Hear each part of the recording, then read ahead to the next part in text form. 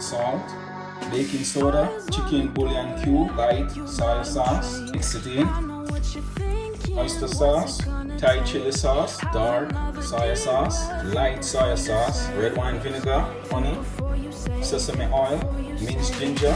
Mix that together.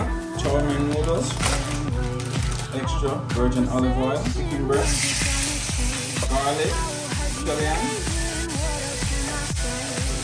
carrots, bell pepper, bok choy, chow mein noodles, sauce, scallion. This is the finishing product of my chicken chow mein. Oh, look delicious, right?